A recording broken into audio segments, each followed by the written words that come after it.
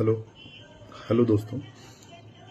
मेरा नाम दिनेश है और मैं एक प्राइवेट ऑर्गेनाइजेशन में काम करता हूँ। सेल्स में हूँ पिछले 13-14 सालों से।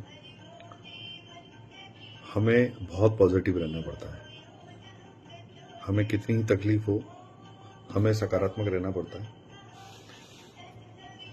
लेकिन सब लोग सकारात्मक नहीं रह पाते हैं। आज मैंने अभी जस्ट महसूस किया कि मैं इस पर एक वीडियो बनाऊं।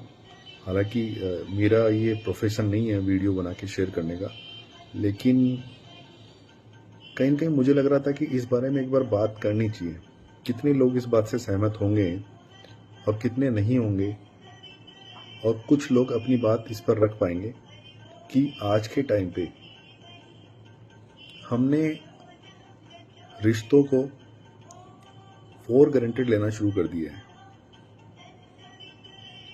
हम किसी भी रिलेशनशिप में हैं, हम सिर्फ और सिर्फ उनको यूज करना है और उनको छोड़ना है।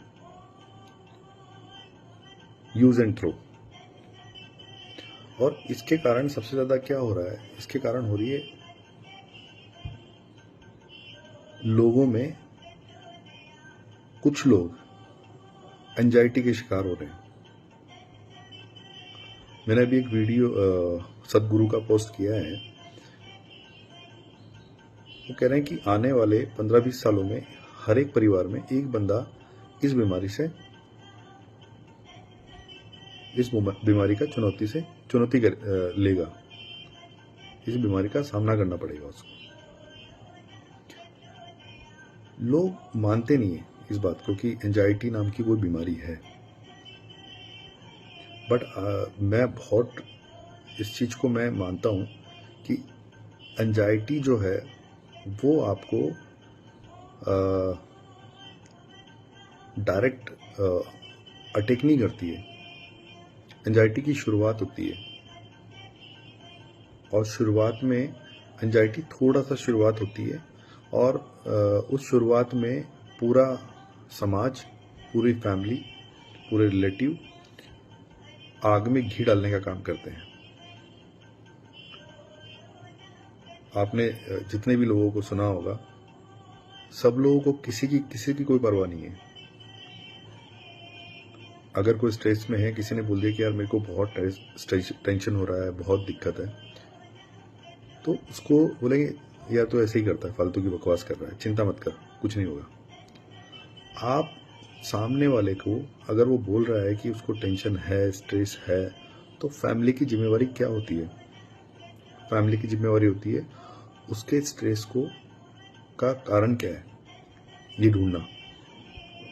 बट लोगों को फुर्सत कहाँ है, लोगों को टाइम ही नहीं है।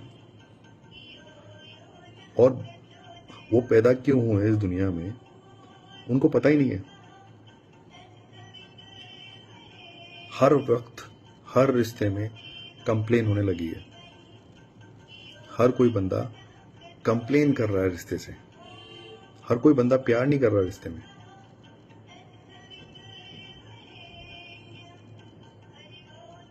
और इसके कारण ये जो एंजाइटी नाम की बीमारी है, और दोस्तों मैं इसको स्ट्रांगली कह रहा हूं कि एंजाइटी, ये चिंता आपकी बॉडी को खा रही है। डे बाय डे निगल रही है।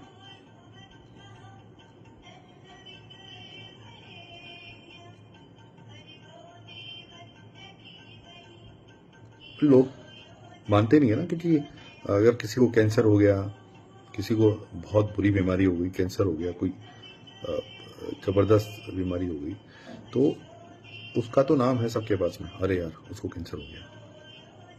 लेकिन इसको कोई मानता नहीं है कि एक बीमारी है। ये बीमारी आपकी पूरी बॉडी के ऑर्गन्स को अफेक्ट करती है। ये आपके लंग्स को अफेक्ट करती है, आपके लीवर को अफेक्ट करती है, किडनी को अफेक्ट करती है, आपकी पूरी बॉडी को अफेक्ट करती है। और ये अफेक्ट अचानक से नहीं करती है, ये धीरे धीरे धीरे धीरे अफेक्ट करती है। और ये आपकी जान भी ले सकती है। और ये सिर्फ और सिर्फ इसलिए हो रहा है, ये बीमारी इसलिए फैल रही है कि लोगों को लोगों की परवाह है ही नहीं। एक दूसरे की टांग खींचना, एक दूसरे को क्रिटिसाइज करना, दूसरे के बारे में भला बुरा कहना,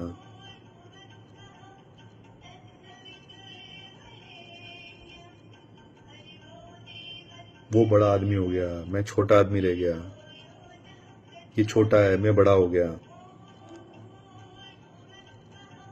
इंसानियत तो रही नहीं ना। इंसानियत हो तो समझ में आता है। और जो इंसानियत निभा रहा है उसको लोग सोचते हैं कि बेवकूफ है, ये तो इमोशनल है, इमोशनल फुद्दू है। इमोशनल आदमी को तो फुद्दू बोला जाता है। इमोशनल फुद्दू नहीं है, वो भगवान में भरोसा करता है।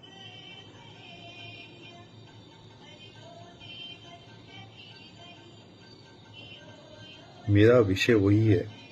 मैं इसके बारे में इसलिए बात कर रहा हूँ, फुद्दू इसलिए बोला मैंने क्योंकि लोग जो हैं एक दूसरे की रिस्पेक्ट कर ही नहीं रहे हैं, और जो कर रहे हैं उनको लोग हल्के में ले रहे हैं। और इसी अनबैलेंस होने के कारण एक जो एंजाइटी नाम की बीमारी है वो आज फैल रही है। मेरी रिक्वेस्ट है सब लोगों से कि इस तरह से एक दूसरे से ईर्ष्या करना, एक दूसरे के बारे में गलत सोचना, एक दूसरे को हार्म पहुंचाना, ये सही नहीं है। हमें इस पे अंकुश लगाना चाहिए। हमें खुशी ढूंढनी चाहिए, हमें सकारात्मक ऊर्जा ढूंढनी चाहिए, हमें हर हाल में पॉजिटिव रहने की सोच रखनी चाहिए, और अगर किसी को जरूरत हो तो उसकी मदद करनी चाहिए। मदद सिर्फ पैसों से नहीं होती है। मदद आप किसी की बात सुन के और उसके बारे में उसको सॉल्यूशन देके उसको रास्ता दिखाओ। अगर वो एंजाइटी वाले रास्ते पे है तो उसको रास्ते से लेके आओ, उसके कारण क्या है उसको ढूंढो। और ये बात मैं बहुत नजदीक रिलेशन वाले की बात कर रहा हूं। मैं कोई दूसरे देश या दूसरे घर से कोई आएगा नहीं ये सब करने। आपके बच्चे हैं, आपके माँ बाप हैं, आपके भाई बहन हैं।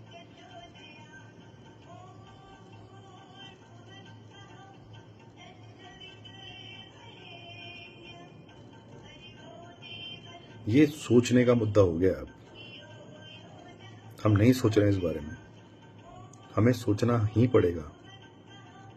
नहीं तो आने वाली जनरेशन में आपके बच्चे सिर्फ और सिर्फ इसी बीमारी से ग्रसित होंगे, क्योंकि वो आपसे कुछ शेयर कर नहीं पाएंगे, और वो शेयर करने की कोशिश करेंगे तो आप उनको फॉर ग्रांटेड ले लेंगे।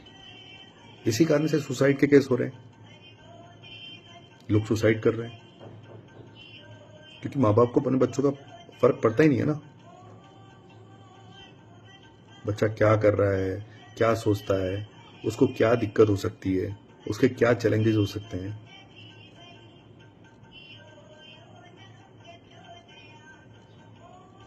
मैं वाकई में बहुत ये दिल से बोल रहा हूं। क्यों? क्योंकि मैं किसी का एग्जाम्पल नहीं दूंगा, लेकिन ये मैं फील कर रहा हूं पिछले 2 दिन से कि कोई भी बंदा एंजाइटी से अपनी जान भी गवा सकता है।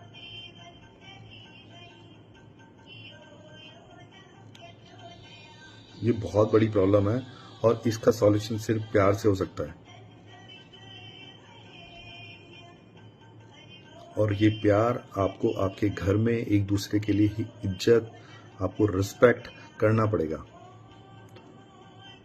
नहीं करोगे तो आपकी आने वाली जनरेशन भी इसी सिचुएशन में आएगी और आप खुश नहीं रह पाएंगे। बिकॉज अगर आपके बच्चे खुश नहीं हैं तो आप भी खुश नहीं हो सकते। ये सच्चाई है। मैं इसी बात के साथ अपनी वाणी को विराम दे रहा हूं, और मैं यहीं अपने आप को रोक रहा हूं। मुझे लगता है कि इस बारे में लोग सोचेंगे। Thank you so much. Thank you.